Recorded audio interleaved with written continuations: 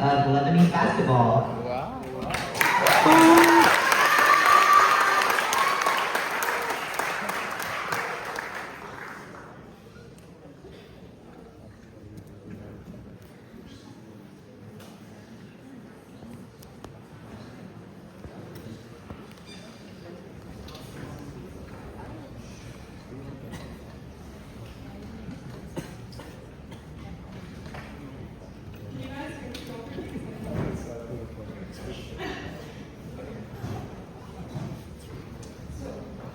In 2010, probably the weirdest football match to ever happen in Lebanon occurred in the capital. A bunch of powerful political leaders came together and played a football game at the National Stadium to mark the 35th anniversary of the beginning of the Civil War, which extended from 1975 to 1990. In a politically charged atmosphere with profound divisions, such a friendly game caught a lot of media attention and was even the main story in all Lebanese newspapers the following day. And the event was held under the slogan, "We are one team." But to understand the politicalization of sports in Lebanon, we need to analyze its political system. Confessionalism is a term that was coined especially for Lebanon's unique political structure and framework. And this system involves distributing political power equitably among various communities, either based on religious or ethnic grounds, based on their demographic size and proportion. And in Lebanon, it was based on the religious size.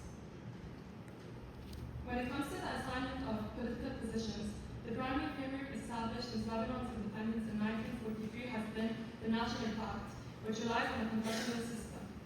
And this was set after Lebanon became free from French occupation in 1943, in which the president would be a Maronite Christian, the prime minister would be a Sunni Muslim, and the speaker of house would be a Shia. And it was agreed primarily as a division of power between the elites of the time, rather than a structure that aimed at ensuring good governance of a nation state that was able to prosper. Lebanon has 18 officially recognized sects. I won't go over all of them, but all family matters, including divorce, marriage, and wills, are referred to religious courts, and religious authorities generate millions of dollars and significant amounts of money from these matters. And in addition to this, these sects also influence the public sector because many positions in the public sector require that employees be a part of a specific sect. So jobs are not filled based off of merit, but they're also filled based of sectorial divisions. And what's worse is that each sect has its own political figures that have a lot of influence.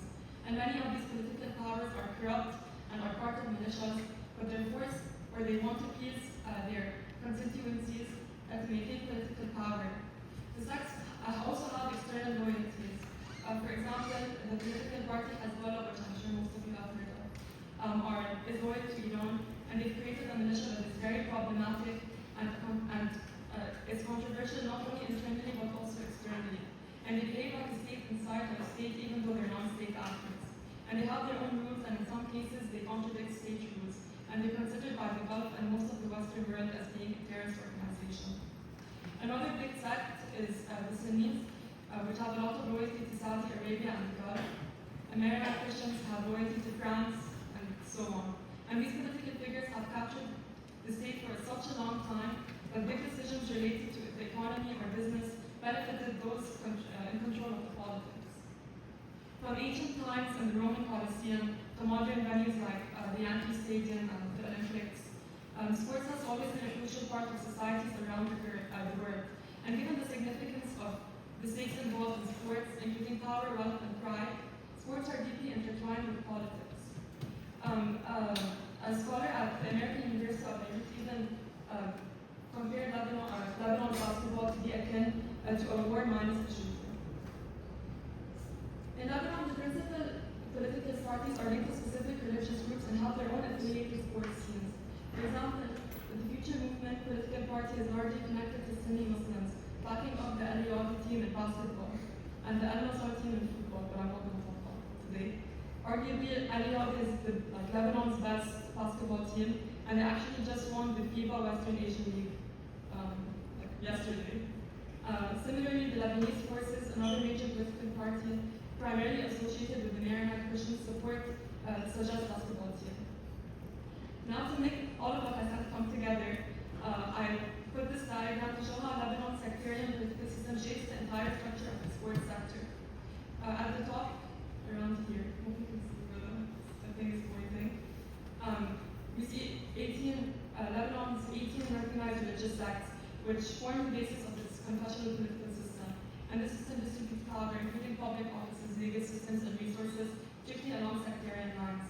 But because of this, Lebanese society is divided into confessional subsystems, which are parallel institutions organized by sects, which range from hospitals, schools, media outlets, and even sports.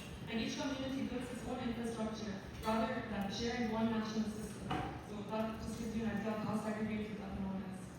And this same logic also extends into sports, and clubs are rarely neutral, and they emerge from sectarian subsystems and they often represent a particular political party or a religious group. So they're not just sports teams, they're symbols of sectarian identity. Danny Rich's diagram highlights a key point that there is no competition between sects, only within them. By this I mean that we often compare political parties that belong to specific sects to each other, rather than comparing the sects as a whole.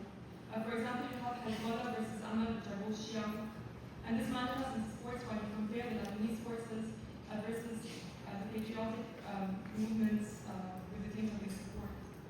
And lastly, because these clubs don't only rely on tickets, ticket venues, or sponsorships, they depend also on political patrons who use them to mobilize support, influence, and reward loyalty. Sports became a continuation of sectarian politics by other means. So what does this mean when sports starts to reflect political divisions rather than create a sense of unity and prosperity? It stops being just a game.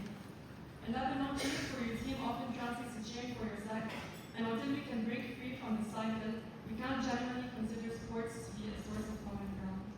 Thank you.